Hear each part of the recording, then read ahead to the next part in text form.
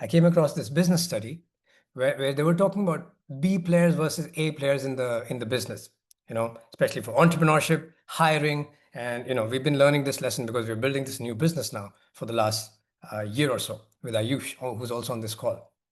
Here's something super weird and not surprising, but super weird. If if you have a team of A players, all A players, you hire one B player, mediocre, one person.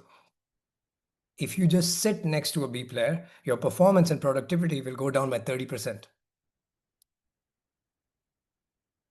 It's not just you hire one person with bad performance, it influences the performance of the entire team. If you hire one A player, if you sit next to one A player, one person who's driven, your productivity just through proximity will increase by 15%. You don't do anything different, just sit next to them. This is how powerful this is. This is insane. And we talk about, like, you find your people, you're the average of 5 people you surround yourself with. It's really, really powerful. But it's been talked about so many times that we don't get it. It becomes normal.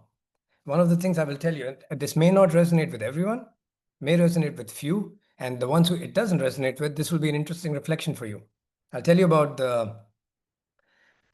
one of the things I learned in the last 1 year. I used to think the hardest, the hardest friends to remove from a circle, the people that you call friends, are like the people from your circle to remove to grow and walk towards your own path and walk towards the path of evolution. I thought the hardest people to remove were the ones who were like super toxic, stuck in the life, don't do anything, drink and take drugs or like nothing, no changes. Actually, those are not the hardest. They're actually very easy to spot and very easy to move away from. The hardest ones are the mediocre ones. The hardest ones are the B players. And you know how you sense them? They'll keep harmony in your relationships around you, in your surroundings. But they'll give you backhanded, negative comments. When you'll not be in the room, they will talk poorly about you, but not in an aggressive way, but just slight, subtle ways. In all ways to just pull you back a little bit. And the biggest sign actually is that if you look at their life for the last 5 to 10 years, it would remain exactly the same. It's exactly the same health-wise relation, and they will have no commitments. They will go from relationship to relationship, job to job, different fitness routine to fitness routine, but no change, because fulfillment is a function of commitment.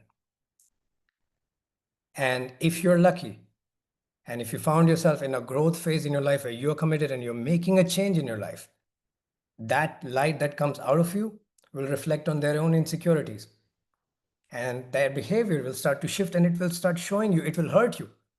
And they will show it to you by shaming you, by putting you down, by shaming some of the new behaviors that you're trying to invite, saying, hey, you're changed, you're a different person.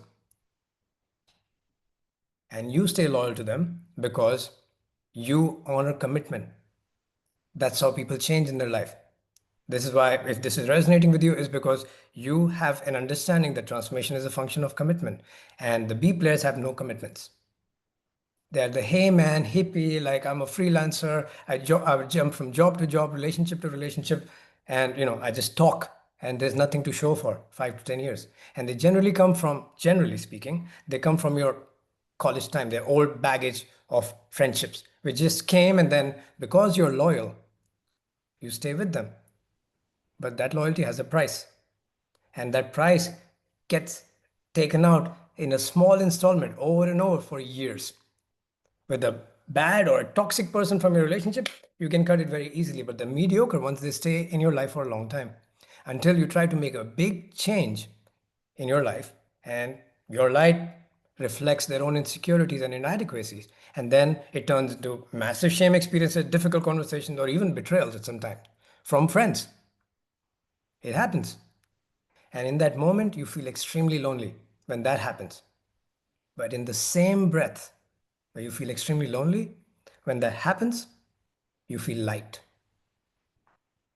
Where your heart hurts. How did this happen? and then you feel light. And when you move out of that, that's the lonely phase of growth. When you're trying to change, make a change in your life, there'll be some people who will resonate with your growth and they will be your real cheerleaders. They will support you on, not with their words, just with their eyes and with their support. They will speak about you in the rooms that you will never go. And these are your elevating friends. These are the people who genuinely want to keep close. But the mediocre ones are the hardest ones to push away, and they only reveal themselves when you're trying to make a big change in your life.